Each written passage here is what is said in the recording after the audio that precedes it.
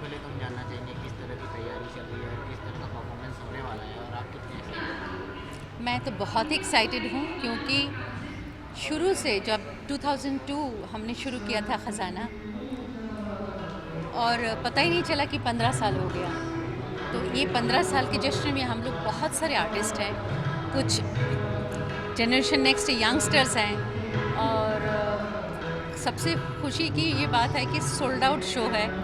सुनने वाले भी बहुत एजुकेटेड सुनने वाले हैं, शेर और गज़लें समझने वाले हैं। I am very excited. इस बार क्या क्या नया आने वाला है देखा जाए तो?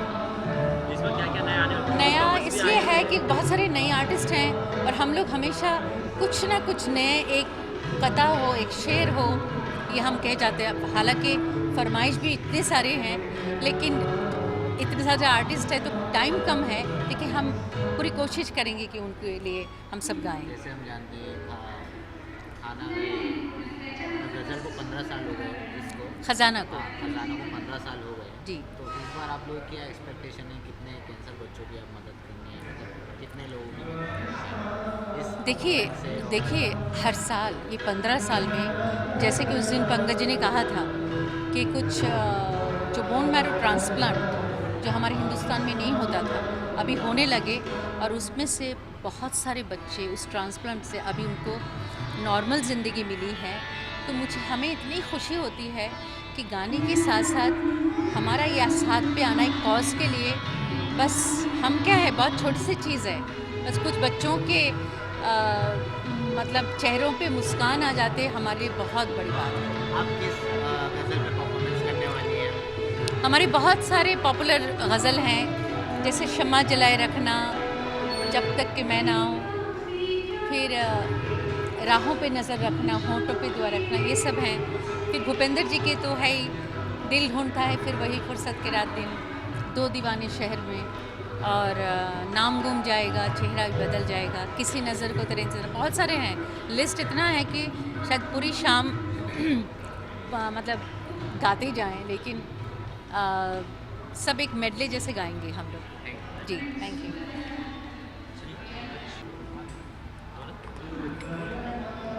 पंकज जी, सबसे पहले तो हमें बताइए किस तरह का परफॉर्मेंस होने वाला है, कैसी तैयारियां चल रही हैं आपकी? तैयारी तो आप देख ही रहे हैं कि बहुत ज़ोर शोर से चल रही है। ये प्रोग्राम ख़ास इसलिए है कि ये ख़जाना के 15 साल पूरे हुए हैं और 15वें साल का सेलिब्रेशन है, जश्न है एक।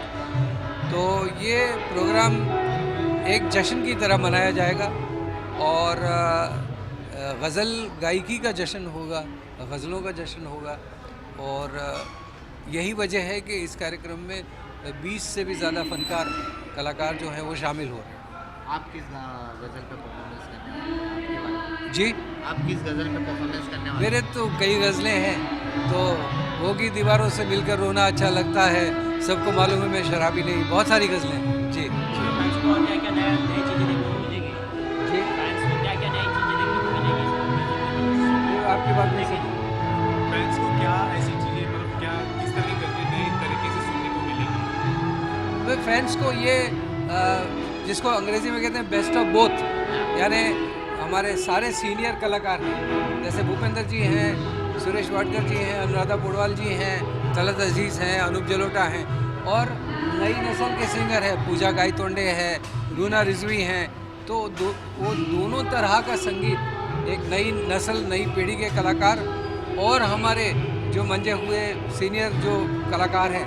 तो ख़जाना जो है वो एक बहुत खूबसूरत संगम है कि ये पीढ़ी और आने वाली पीढ़ी हमारी। सर, आज के दौर में गज़ल को आप किस तरह देखते हैं, क्योंकि आजकल के जो फैंस हैं, जो लिसनर्स हैं, उनका ज़्यादातर रुझान वेस्टर्न म्यूज़िक की तरफ बढ़ता जा रहा है। आप किस तरह से देखते हैं गज़ल को? देखिए, गज़ल की जो मकबूलियत है, पॉपुलैरिटी है, वो कम नहीं हुई है, क्योंकि गज़ल आज भी सुनी जाती है और आज भी बहुत प्यार से सुनी जाती है। उसकी मिसाल ये है कि ख़जाना अब के साल भी पूरा टोटली सोल्ड आउट है और पूरी दुनिया में आज भी मैं समझता हूँ कि बॉलीवुड का म्यूज़िक मैं समझता हूँ बहुत पॉपुलर है, लेकिन बॉलीवुड छोड़ के मैं समझता हूँ कि गज़ल जो है वो सबसे ज़्यादा पॉपुलर संगीत है। सर, आज हमारे फैंस की ये ख्वाहिश है कि एक आर्टिकल साहब एक म्यूज़िक इंडस्ट्री की उनके ऊपर एक बायोपिक बननी चाहिए। आप का क्या कहना है इस बात पर?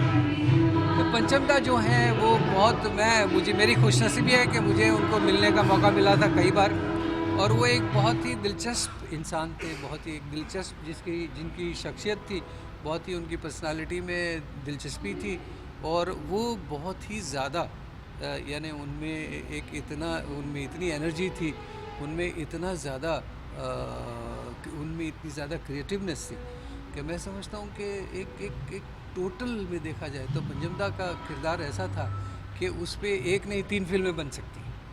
Okay, thank you so much. Thank you.